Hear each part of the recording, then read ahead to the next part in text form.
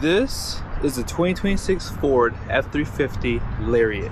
And in this video, I want to explain why Ford guys would never buy a Chevy or GMC over this.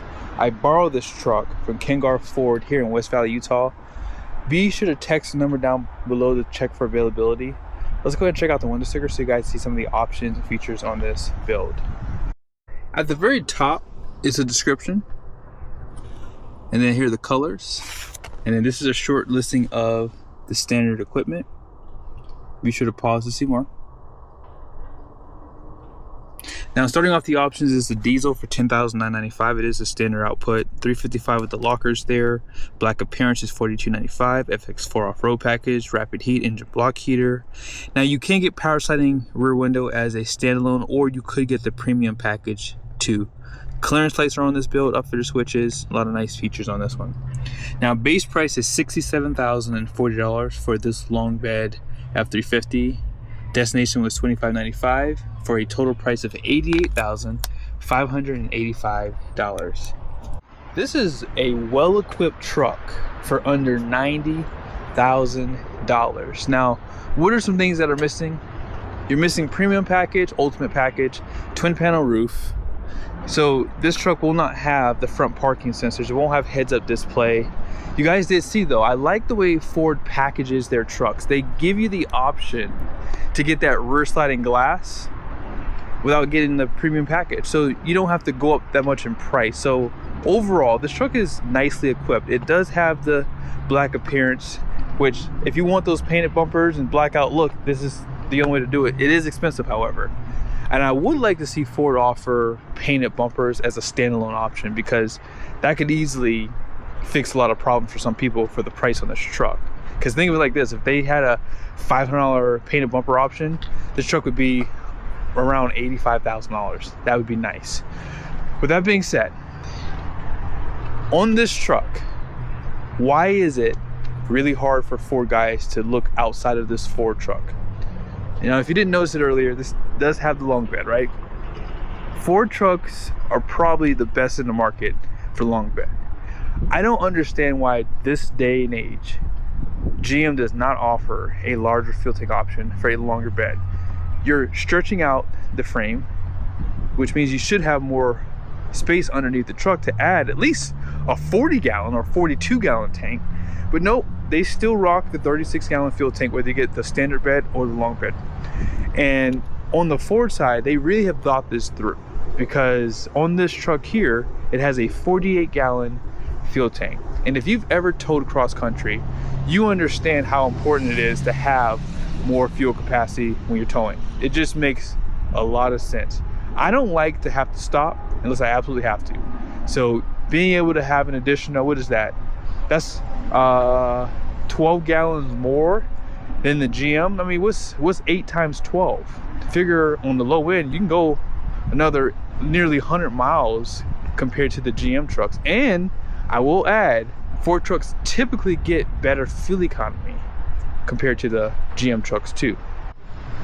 Now with this Lariat, you do get premium lighting standard, and since you don't have the front parking sensors, you still have this camera. So 360 does come standard, right? So you can still see really well on the front end of this truck if you need to park it or if you need to check your clearance.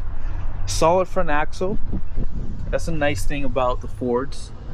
And they do have an E-coated frame, so a lot of those are other things that some Ford guys will say will keep them from buying a GM truck too. Now, these are the Bridgestone dualer tires, LT 275/65/20. Ford and GM actually share the same tire size for the 20-inch wheel. So this is like 34.1 inches in height and 10.8 inches in width. And one thing that's nice about this tire is it does have good capacity. So you guys see right there, 3,750 pounds of capacity at 80 PSI cold.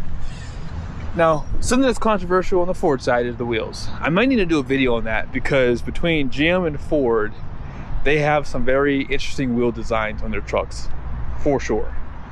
Now on the side, you guys see all the badging is blacked out. The mirror cap is painted door handles. This has the fixed running boards. Now, if you want power, that may be available, but I do know in the past, black appearance kept you from getting power, deployable running boards. Correct me if I'm wrong. Now, something else to point out about this truck too is this has the standard output power stroke, which is basically $2,500 cheaper compared to the high output. Now, I want to say the price did go from $10,995 to $11,495. Now, out back, this does have the liner. Also has the overbuilt leaf pack for the 1 ton. FX4 off-road gives you a skid plate for that fuel tank, which is not available on the GM trucks either. This also has a transfer case skid plate. You have the steps, although Ford did copy GM with that, but I'm not against that. I'm glad they added that because I like the steps built in. Class 5 hitch. And something else you cannot get on that GM truck is you cannot get the lower gearing option. So this truck does have a 355 with the locker, although this is electronic. GM's is automatic. And then there's your spare tire. And this one actually has the spray-in already. Has a 12-way and 7-pin plug, bed lights. No power in the bed. That is an option. So you can have, what is it, 2,000 watts? Not bad. Let's go and pop the hood and talk about this standard output power stroke. Just about every powertrain option has more horsepower and torque compared to GM's offerings. This standard output power stroke still has more horsepower and torque compared to the GM Duramax. So this is going to have 475 horsepower, 1,050 pound-feet of torque compared to GM's 470 horsepower and 975 pound-feet of torque. Now, 10-speed transmission, I know some people will say that GM and Ford built these 10 speeds together, but they're very, very different. Now, on the half-ton side of it, yes, they did actually build those 10 speeds side by side. Now, this does have a 10R 140, and of course, this truck has the compacted graphite iron block, so it's overbuilt. And I would say that Ford trucks do have amazing power delivery. Also, they do get really good fuel economy as well compared to the competition. Let's go ahead and check out the interior. As far as the interior goes, I would say that Ford has done a pretty good job with the overall fit and finish of this interior. Now, something to point out, because the truck does not have ultimate, you don't have tilt headrests, heads-up display. However, this truck did have the wireless charger. And you guys see it has 2 USBs. There's a Type C, Type A. You can slide this over for 4 cup holders, and center console is illuminated, and they also add Type C's in there. So 4 USBs up front. Perforated leather, heated ventilated seats, 10-way, power pedals, tilt telescoping steering wheel, telescoping power tow mode for the mirrors, and they are power folding. B&O is a 8 speaker, but if you go with the ultimate package, it would increase that. Out back, 60/40 bench, has the armrest. I was shocked to see this truck had heated seats too, by the way. 2 Type C USBs and a 120 volt power plug. Yeah, this is done really, really well. Now, something else I have to point out.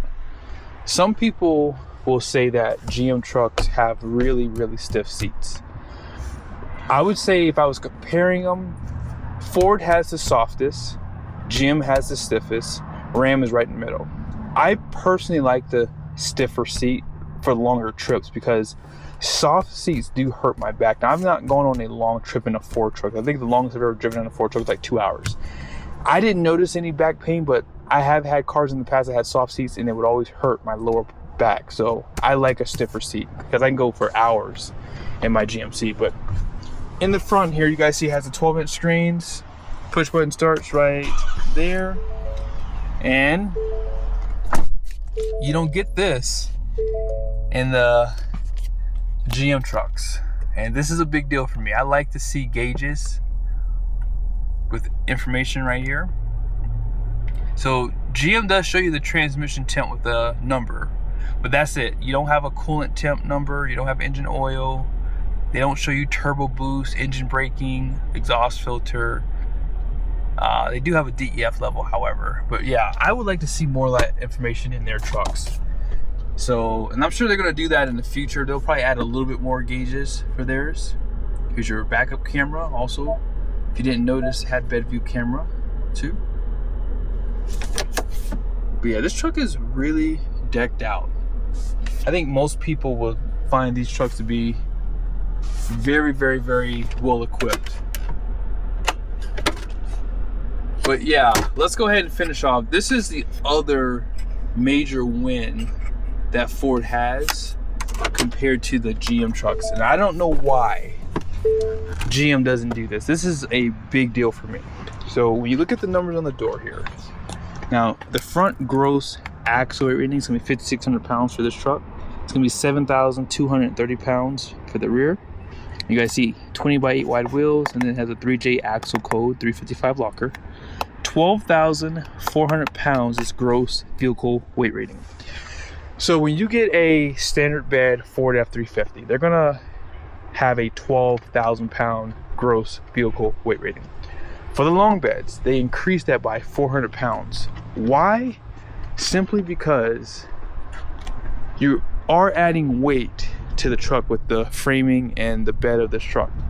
So they figured, let's just increase the number, that way the trucks don't have less payload but will have more payload.